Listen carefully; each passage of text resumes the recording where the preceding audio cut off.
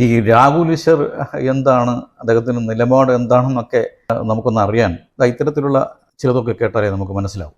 മതേതര പക്ഷപാതിയാണ്, ദിലീപ് അനുകൂലിയാണ്, എന്താണ് വിജയബാബു അനുകൂലിയാണ്. ശ്രീ രാഹുൽ ഈശ്വർ, യഥാർത്ഥത്തിൽ താങ്കൾ ആരാണ്?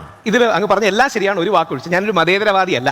ഞാൻ കൃത്യമായി പറഞ്ഞാൽ എന്നെ ഡിഫൈൻ ചെയ്യുന്നത് ഞാനൊരു ആര്യ ബ്രാഹ്മണ സവർണ ഹിന്ദു വലതുപക്ഷ ആക്ടിവിസ്റ്റാണ്. കൃത്യമായി പറഞ്ഞാൽ ഇതാണ് എൻ്റെ ഐഡന്റിറ്റി. ഞാൻ എൻ്റെ കയ്യിൽ പച്ച കുത്തിയിട്ടുണ്ട്.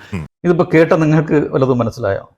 ഇദ്ദേഹം വലിയ കേമനാണ്, ആരൊക്കെയാണ് എന്ന് നമ്മളെ ബോധ്യപ്പെടുത്താനുള്ള ഒരു ശ്രമമാണ് ഇവിടെ നടന്നത്. നമ്മൾ അങ്ങനെ പറയുന്നതാണ് നമ്മളിവിടെ കേട്ടത്. ചില സമയങ്ങളിൽ ഈ രാഹുൽ ഈശ്വർ വലിയ തമാശയും കോമാളിയും ഒക്കെയാണ്. ഹായ്, ഞാൻ ഫെലിക്സ്. വുമൻസിൻ്റെ മറ്റൊരു വീഡിയോയിലേക്ക് എല്ലാവർക്കും സ്വാഗതം. നിങ്ങൾ വീഡിയോ ഒന്ന് സബ്സ്ക്രൈബ് ചെയ്തവരൊന്ന് ഷെയർ ചെയ്യുക, ലൈക്ക് ചെയ്യുക. സബ്സ്ക്രൈബ് ചെയ്തിട്ടില്ലാത്തവരൊക്കെ ഒന്ന് പരിഗണിക്കുക പ്ലീസ്.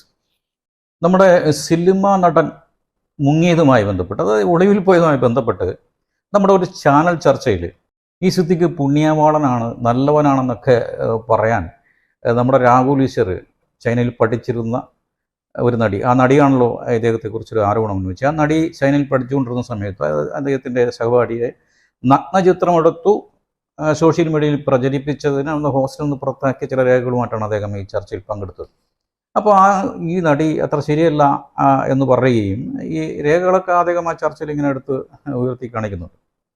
എന്താണ് ഈ നടന്മാരോട് ഇദ്ദേഹത്തിന് ഇത്ര പ്രിയം, ഇത്ര മമത എന്താണെന്ന് എനിക്ക് മനസ്സിലാവുന്നില്ല. അതുകൊണ്ട് നമുക്കറിയാം, ദിലീപിൻ്റെ ഒരു പ്രശ്നം ഉണ്ടായപ്പോഴും ഇദ്ദേഹം ഈ ഒരു നിലപാടാണ് സ്വീകരിച്ചത്. അതായത് ദിലീപിനെ സപ്പോർട്ട് ചെയ്യുന്നൊരു നിലപാടാണ് അന്ന് സ്വീകരിച്ചത്. ദിലീപിനെ കുറിച്ച് നമുക്ക് അറിയാമല്ലോ. ഇതുപോലൊരു തെമ്മാണ്ടിത്തരം നമ്മുടെ ജീവിതത്തിൽ, നമ്മുടെ സിനിമയിൽ അങ്ങനെ കണ്ടിട്ടുണ്ടോ? സിനിമയിലൊരു ആദ്യത്തെ സംഭവമാണ്. അതായത് ഒരു നടിയെ ഗുണ്ടകളെ വിട്ട് പീഡിപ്പിക്കുക എന്നൊക്കെ പറഞ്ഞാൽ നമ്മൾ കേട്ടുകേൾവിയില്ലാത്തൊരു സംഭവമാണ് ഇത്. അന്ന് ആ പീഡനത്തിനിരയായ ആ നടിയെ നമ്മൾ ഇര എന്നാണ് വിളിക്കുന്നത്. അവരുടെ ഒരു നിശ്ചയദാർഢ്യം കൊണ്ട് മാത്രമാണ് ഈ കേസ് തേഞ്ഞു മാഞ്ഞു പോവാതെ ഇപ്പോഴും മുന്നോട്ട് പോയിക്കൊണ്ടിരിക്കുന്നത്. നമുക്കറിയാം, ഇലക്ട്രോണിക് രേഖകളിൽ പോലും ഈ ദിലീപിൻ്റെ സ്വാധീനം കൊണ്ടും പണത്തിൻ്റെ സ്വാധീനം കൊണ്ടുമൊക്കെ ഇലക്ട്രോണിക് രേഖകളിൽ പോലും കൃത്രിമം വരുത്തിയത് നമ്മൾ അറിഞ്ഞതാണ്. ഞാൻ പറയുന്നത്, ഇവരൊക്കെ നിരപരാധികളാണെങ്കിൽ എന്തിനാ ഈ അന്വേഷണത്തെ ഭയപ്പെടുന്നു എന്നാണ് എൻ്റെ ചോദ്യം. ഇതിനെ നേരിട്ട് ഫേസ് ചെയ്യണ്ടേ? നമ്മുടെ ഈ ദിലീപിനെ കുറിച്ച്, ഈ സംഭവം നടക്കുന്ന സമയത്ത് ദിലീപിനെ കുറിച്ച് നമ്മുടെ മോഹൻലാൽ പറഞ്ഞത് എന്താണ്? അദ്ദേഹം പറഞ്ഞത്, ഇദ്ദേഹം നിരപരാധിയാണെങ്കിൽ എന്തിനാ ഈ അന്വേഷണത്തെ ഭയപ്പെടുന്നതെന്നാണ് അദ്ദേഹം ചോദിച്ചത്. ഇത് സത്യമല്ലേ? ഇത്തരക്കാരെ വെള്ളപൂശാനാണ് നമ്മുടെ രാഹുൽ ഈശ്വർ ശ്രമിക്കുന്നത്. അദ്ദേഹം ഇപ്പോൾ നിയമമൊക്കെ പഠിച്ച് കുറച്ചുകൂടെ കേമനായിട്ടുണ്ട്. നിയമമൊക്കെ പഠിച്ചോട്ടെ, അതൊക്കെ നല്ലത് തന്നെ. നമുക്കും ഇങ്ങനെ ചർച്ചകളിൽ നിന്നൊക്കെ ചില നിയമങ്ങളൊക്കെ നമുക്കും കേൾക്കാറുണ്ട്. ചില നിയമ വശങ്ങളെക്കുറിച്ചൊക്കെ നമുക്കും മനസ്സിലാകുമല്ലോ. ഈ ചർച്ചയിൽ പങ്കെടുത്ത TB മിനി, അതൊരു അഡ്വക്കേറ്റാണ്. അവർ ഈ രാഹുൽ ഈശ്വർ ബഹളം വയ്ക്കുന്നതിനെ കുറിച്ച് അവർ സൂചിപ്പിക്കുകയുണ്ടായി. അത് മാത്രം, അതിനോടൊപ്പം അവർ ഈ നിയമവശത്തെക്കുറിച്ച് രാഹുൽ ഈശ്വറിനെ ബോധ്യപ്പെടുത്താൻ ശ്രമിക്കുന്നുണ്ട്. സൂര്യനെല്ലി കേസിൽ എത്ര ആളുകൾക്കെതിരെ ആ കുട്ടി പറഞ്ഞിട്ടുണ്ട്? ഈ പറവൂർ സെക്സ് റാക്കറ്റ് കേസിൽ എത്ര ആൾക്കെതിരെ പറഞ്ഞിട്ടുണ്ട് എന്ന് കരുതി ആ കുട്ടികൾ മോശക്കാരാണെന്ന് പറയാൻ പറ്റുമോ? അത് അങ്ങനെ പീഡനത്തിന് വിധേയരാകുന്ന കുട്ടികളാണോ കുഴപ്പക്കാർ? അതോ പീഡനം നടത്തുന്ന, ശരിക്കും പറഞ്ഞു കഴിഞ്ഞാൽ എന്താണ് ഈ സെക്സ് എന്ന് പോലും അറിയാത്ത ഒരു പ്രായത്തിലാണ് ഈ ഭീകരമായിട്ടുള്ള അറ്റാക്ക് ആ കുട്ടിക്കെതിരായിട്ടുണ്ടായത്. അയാള് 22 വയസ്സ് മഹാവയസ്സൊന്നല്ല, 22 വയസ്സ്. ഈ സെക്ഷൽ ഇന്റർകോഴ്സിനെ കുറിച്ച് എല്ലാം അറിയുന്ന വയസ്സല്ലല്ലോ 22. നിങ്ങൾ എന്തിനാണ് വിക്ടിമിനെ എന്തിനാണ് നിങ്ങൾ ഇങ്ങനെ പറയുന്നത്? നിങ്ങൾ ആദ്യം പറയേണ്ടത് ആ ഇൻസിഡന്റ് ഉണ്ടായോ ഇല്ലയോ. അഭിലാഷ് കൃത്യമായി പറഞ്ഞില്ലേ, എത്ര മോശമായിട്ടുള്ളൊരു സ്ത്രീ ആയിക്കോട്ടെ, ആ ഇൻസിഡന്റ് ഉണ്ടായോ, നിങ്ങൾ റേപ്പ് ചെയ്തോ ഇല്ലയോ, അത് പറഞ്ഞ പോരെ? ദിവസമായി രാഹുൽ ആ കുട്ടിയെ ഈ രീതിയിൽ ഷെയിം ചെയ്തുകൊണ്ടിരിക്കുന്നു. ഇത് സത്യമല്ലേ മാഡം? ഇത് ഞാൻ ഉണ്ടാക്കി പറയുന്നതാണ്.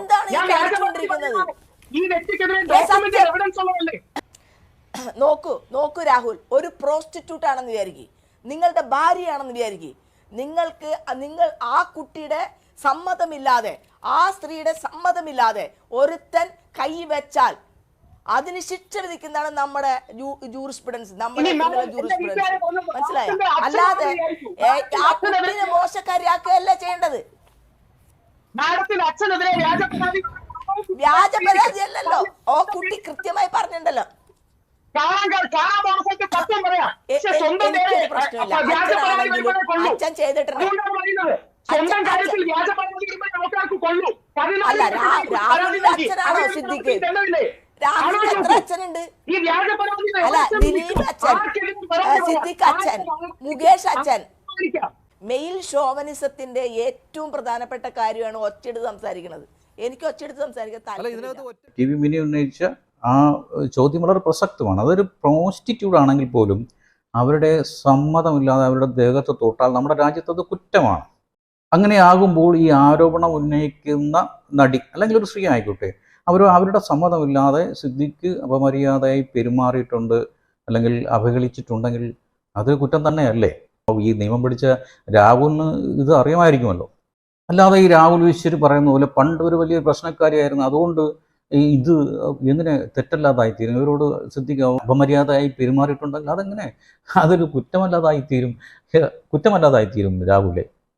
കരുതിക്കൂട്ടി ആരെയും കേസിൽപ്പെടുത്താൻ ഇത്തരത്തിലുള്ള ആരോപണങ്ങൾ കൊണ്ട് കഴിയില്ലേ എന്ന് രാഹുലിൻ്റെ ചോദ്യം വളരെ പ്രസക്തമാണ്. അത് സമ്മതിച്ചു തരാം. പക്ഷേ ഇത് തെളിയണമെങ്കിൽ അന്വേഷണം വേണ്ടേ രാഹുലെ? ഇത് അന്വേഷിച്ചാലല്ലേ ഇതിൻ്റെ സത്യാവസ്ഥ നമുക്ക് മനസ്സിലാവും. എന്തിനാണ് ഇവർ അന്വേഷണത്തേക്ക് ഭയപ്പെടുന്നു? ഞാൻ നേരത്തെ പറഞ്ഞതുപോലെ ഈ പഹയൻ സിദ്ദിഖ് എന്തിനാ ഈ ഒളിച്ചു നടക്കുന്നത്? എന്തിനാ ഇദ്ദേഹം ഒളിവിൽ പോയത്? ഇദ്ദേഹം കുറ്റക്കാരനല്ലെങ്കിൽ തീർച്ചയായിട്ടും ഏത് ഏജൻസി അന്വേഷിച്ചാലും അവരോട് നേരിട്ട് വന്ന് ഞാൻ ഏത് അന്വേഷണത്തെയും നേരിടാൻ ഞാൻ തയ്യാറാണ് എന്ന് പറഞ്ഞ് മുന്നോട്ട് വരണ്ടേ? സിനിമയിൽ മാത്രം മതിയോ ഈ വീര്യമൊക്കെ? അല്പം ജീവിതത്തിലും വേണ്ടേ സിദ്ദിഖ്? അതായത് ഇപ്പോൾ ഈ ആരോപണ വിധേയരായി നിൽക്കുന്ന പ്രമുഖർ, ഈ സിദ്ദിഖ്, മുകേഷ്, പിന്നെ നമ്മുടെ ദിലീപ്, ഇവരൊന്നും അത്ര അങ്ങനെ വെടിപ്പുള്ളവരല്ല. അത് ഇവരുടെ ഈ കുടുംബജീവിതം ഒന്ന് പരിശോധിച്ചാൽ തന്നെ നമുക്ക് മനസ്സിലാവും. സിദ്ദിഖിൻ്റെ ആദ്യം ഭാര്യ ആത്മഹത്യ ചെയ്തതാണ്. സിദ്ദിഖ് അതിൽ ആരോപണ വിധേയനാണ്.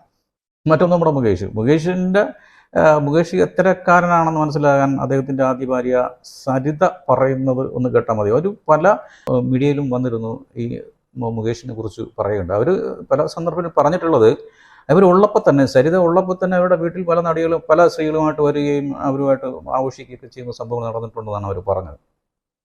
അപ്പോൾ അത്തരക്കാരനാണ് നമ്മുടെ മുകേഷ്. പിന്നെ ദിലീപിൻ്റെ കേമത്തരമൊന്നും നമ്മൾ പറയണ്ടല്ലോ. നമ്മളൊരുപാട് കണ്ടതാണ്, കേട്ടതാണ്, ഇപ്പോഴും കണ്ടുകൊണ്ടിരിക്കുകയാണ്. നമ്മുടെ സിദ്ദിഖിനെ അമ്മയുടെ ജനറൽ സെക്രട്ടറി ആയി തിരഞ്ഞെടുത്തതിന് ശേഷം ഈ പത്രക്കാർ ഹേമ കമ്മിറ്റിയെ കുറിച്ചു അദ്ദേഹത്തോട് ചോദിക്കുകയുണ്ടായി. അപ്പോൾ അദ്ദേഹം പറഞ്ഞ എന്താണെന്ന് നമ്മളെല്ലാം കേട്ടതല്ലേ? നിങ്ങൾ കേട്ടില്ലെങ്കിൽ ഇതൊന്ന് കേട്ടുന്നു. അത് അമ്മ സംഘടനയുമായിട്ടൊരു ബന്ധമുള്ള കാര്യമല്ല. അത് സിനിമ മേഖലയിലെ സ്ത്രീകൾ അനുഭവിക്കുന്ന ബുദ്ധിമുട്ടുകളെ പറ്റി അറിയാൻ വേണ്ടിയിട്ട് സർക്കാർ നിയോഗിച്ചൊരു കമ്മിറ്റിയാണ് ഹേമ കമ്മിറ്റി. അപ്പോൾ അവർ സിനിമാ മേഖലയിലെ വിവിധ ഭാഗത്തുള്ള ആളുകളെ വിളിച്ച് അവരുടെ ബുദ്ധിമുട്ടുകൾ എന്താണെന്നും സ്ത്രീകൾ അനുഭവിക്കുന്ന ബുദ്ധിമുട്ടുകൾ എന്താണെന്നും ഉള്ളതിനെ പറ്റിയിട്ട് അന്വേഷണം നടത്തുകയും ഹേമ കമ്മിറ്റി ഒരു റിപ്പോർട്ട് സർക്കാരിൻ്റെ മുമ്പാകെ സമർപ്പിക്കുകയും ചെയ്തു.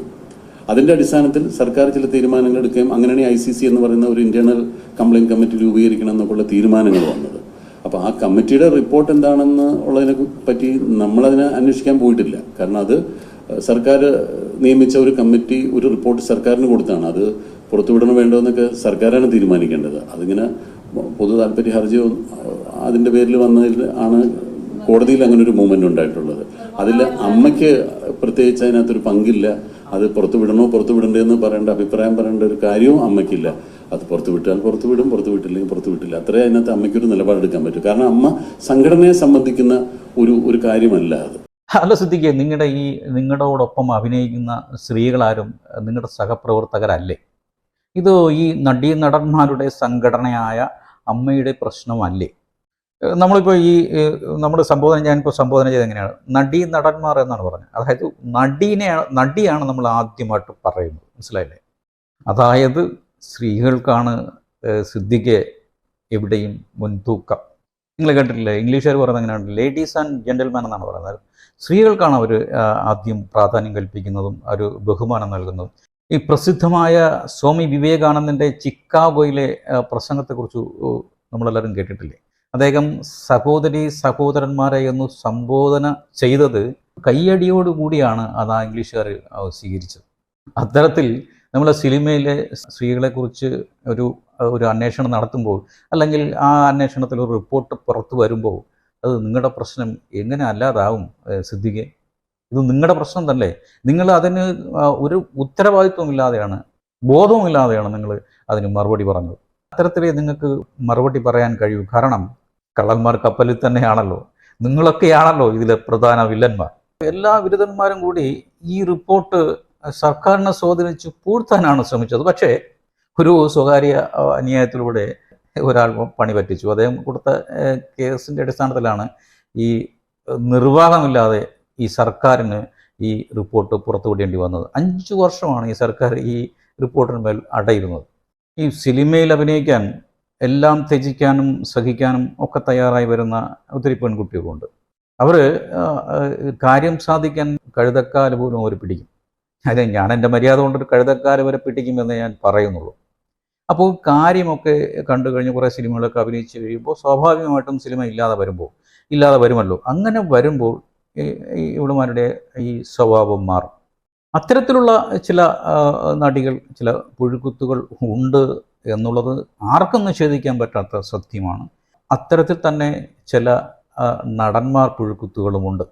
ഈ ആരോപണം നേരിടുന്ന മുകേഷ്, സിദ്ദിഖ്, ഈ ദിലീപൊക്കെ നിരപരാധികളാണെങ്കിൽ ഇവർ അന്വേഷണത്തെ നേരിടട്ടെ. ഇവർ വലിയ സ്വാധീനമുള്ളവരാണല്ലോ, വലിയ ഫാനുള്ളവരാണല്ലോ. ഇവരും അത്തരത്തിൽ അന്വേഷണത്തെ ധൈര്യമായി നേരിടാൻ മുന്നോട്ട് വന്നാൽ തീർച്ചയായിട്ടും ഈ ജനങ്ങളൊക്കെ അവരോടൊപ്പം തന്നെ നിൽക്കും, അതിലൊരു സംശയവുമില്ല. സത്യം പറഞ്ഞാൽ ഇതിനൊരു മാതൃക നമ്മുടെ നടൻ നിവിൻ പോളിയാണ്. നിവിൻ പോളിയെക്കുറിച്ചൊരു ആരോപണം വന്നപ്പോൾ അദ്ദേഹം നിയമ നടപടിയായിട്ട് അദ്ദേഹം മുന്നോട്ട് പോയി. അത് കള്ളമാണെന്ന് തെളിഞ്ഞില്ലേ? ജനങ്ങളെ ഏറ്റവും അധികം സ്വാധീനിക്കുന്ന ഒന്നാണ് സിനിമ. ഇതൊരു കല മാത്രമല്ല, ലോകത്താകമാനം നല്ല ബൃഹത്തായ മുതൽ മുടക്കുള്ളൊരു വലിയൊരു വ്യവസായമാണ്. അതുകൊണ്ട് തന്നെ ഈ വ്യവസായം നിലനിൽക്കേണ്ടത് എല്ലാ രാജ്യങ്ങൾക്കും അത് ആവശ്യമാണ്. എത്ര ആയിരം അല്ലെങ്കിൽ എത്ര ലക്ഷം ജനങ്ങളാണ് ഇതുകൊണ്ട് ജീവിക്കുന്നത്. സിനിമയിലെ ചില മുഖ്യധാര നടന്മാർ ജനങ്ങളുടെ മനസ്സിൽ അവരുടെ പ്രതിഭ കൊണ്ട് കഴിവുകൊണ്ട് ജനങ്ങളുടെ മനസ്സിൽ കുടിയിരിക്കുന്നവരാണ്. സിനിമയിലെ ഇത്തരത്തിലുള്ള ചില പുഴുക്കുത്തുകൾ, നാറികൾ കാരണം ഈ നമ്മുടെ മനുഷ്യൻ്റെ മനസ്സിൽ കുടിയിരിക്കുന്ന ഈ ബിംബങ്ങളെയൊക്കെ പറിച്ചെടുത്ത് വേസ്റ്റ് കുട്ടയിലിടേണ്ട ഒരു അവസ്ഥയിലാണ് ഇന്ന് ജനം എത്തി നിൽക്കുന്നത്. അവരങ്ങനെ ചെയ്താൽ തീർച്ചയായിട്ടും അത് ചെറിയ തരത്തിലല്ല, സിനിമയെ സാരമല്ലാത്ത രീതിയിൽ ബാധിക്കും എന്ന കാര്യത്തിലൊരു സംശയവുമില്ല. മറ്റൊരു വീഡിയോയുമായി വീണ്ടും കാണാം. Good bye.